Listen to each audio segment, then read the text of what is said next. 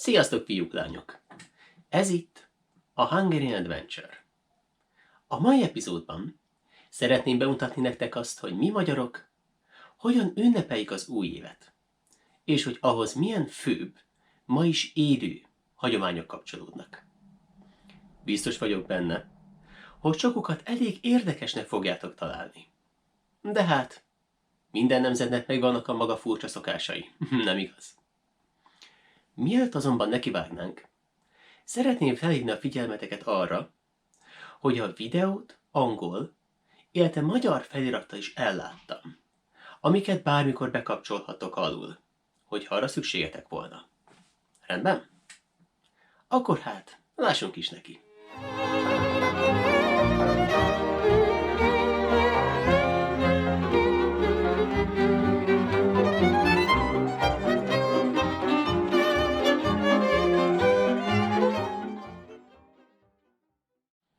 Új év. Egy ünnep, tele várakozással és reménnyel. Mi magyarok általában a barátaink körében szoktuk tölteni az új évet. Eszünk, iszunk, szórakozunk. És amikor éjfél üt az óra, pezsgővel kocintunk, mindenki magában tesz egy újévi fogadalmat, ami lehet több testedzés, több tanulás, bármi, majd pedig közösen tűzijátékot nézünk, akár élőben, akár televízión keresztül. Ezután pedig egyesek tovább szórakoznak, míg mások, köztük én is, inkább elteszik magukat holnapra. Fontos kiemelni, hogy Magyarországon törvény szabályozza a tűzijáték használatát. Ez a törvény kimondja, hogy tűzijátékot csak is kizárólag december 31-e 18 óra és január 1-e 6 óra között lehet csupán használni. A petárda használata pedig teljes egészében tilos. Fontos azonban kiemelni, hogy mindez csupán az újév időszak egyik felét alkotja. A másik fele a hagyományokról szól. Már maga a hangoskodás, az állarcok viselése, vagy a tűzijáték is, melyek ma már elengedhetetlen kellékeit képezik az új évnek, eredetileg a gonosz lelkek, a démonok és a balszerencse előzésére szolgáltak.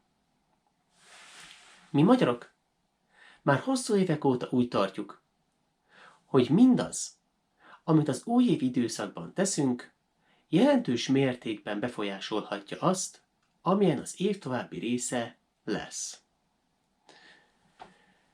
Éppen emiatt megpróbáljuk az év első napját úgy rendezni, hogy a lehető legjobb esélyekkel induljunk. Őseink számos különböző praktikát alakítottak ki pontosan erre a célra, melyek közül sokat nem igazán használunk már.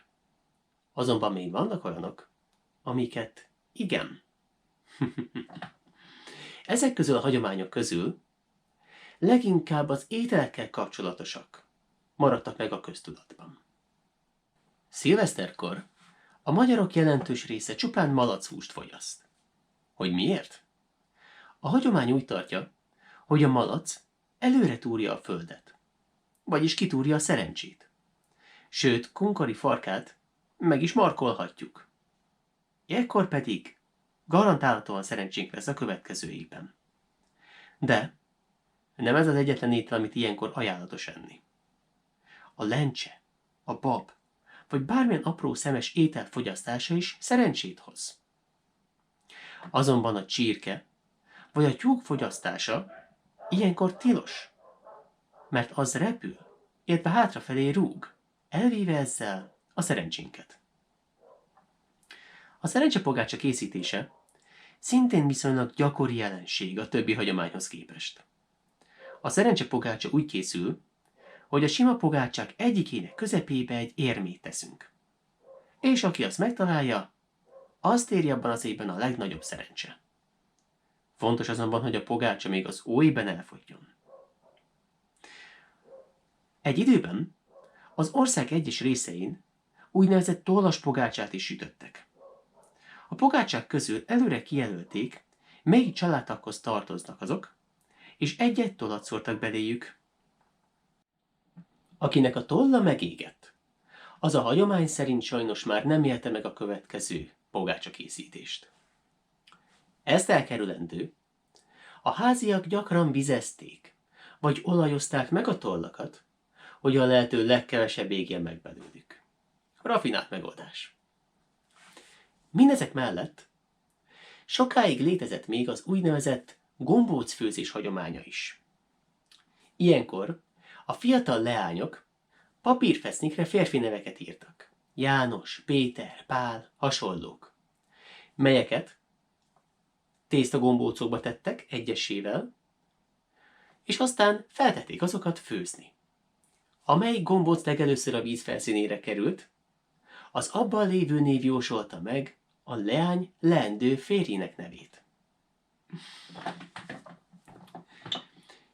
A különböző ételekkel kapcsolatos babonák és hagyományok mellett mi magyarok arra is nagyon odafigyelünk, hogy a lehető legkevesebb olyan dolgot cselekedjük, ami a következőiben balszerencsét hoztat ránk. Tilos viszálykodni, veszekedni. Tilos kölcsönadni vagy tölcsön kérni. Tilos orvost látogatni, ugyanis az azt jelenti, hogy a következő évet az orvosnál fogjuk tölteni. És érdekes módon tilos ruhát mosni vagy teregetni azt, ugyanis az azt jelenti, hogy valaki meg fog halni. Ezeket a hagyományokat természetesen nem veszük teljesen komolyan. Csupán szeretünk abban a tudatban élni, hogy a következő évre biztonságban vagyunk. Természetesen az eddig felsoroltakon kívül léteznek még más, különböző magyar hagyományok is. Azonban ezek voltak azok, amelyeket nagy valószínűséggel találkozhatok, hogyha Magyarországra látogattok. Például kevésbé ismert hagyomány, amiről nem tudom, hogy tudtátok-e, de az új évet régen még kiskarácsonynak hívták. És bizony, ilyenkor a gyerekek a karácsonyhoz hasonlóan ajándékot kaptak. Persze, ezek az ajándékok általában almára, pogácsára, süteményre korlátozottak, de attól még kaptak. Szóval, ennyi lett volna mára, srácok. Remélem tetszett a videóm. Ha igen, dobjatok egy lájkot, vagy jelentkezzetek fel a csatornámra. Ne feledjétek, most már Facebookon és Instagramon is elérhettek engem. Mielőtt azonban elköszönnék, szeretnék még 2 dolgot megemlíteni. Először is, ismét hagytam nektek egy kicsi ajándékot a leírásban. Méghozzá az Au revoir zenekar Sárga Virág című számának leírását. Bizony. Emellett van egy nagyon jó hírem. Ugyanis készítettem egy teljesen új logót a csatornámnak. Ez lenne az. Mint mindig, most is szeretnélek megkérni benneteket, hogy írjátok le véleményeiteket a leírásban. Igazán kíváncsi vagyok rájuk. De azért jó lett, nem igaz? Jól van. Szóval, ezennel szeretnék kellemes, szeretetben gazdag, boldog új évet kívánni mindannyiótoknak. Hamarosan találkozunk. Sziasztok!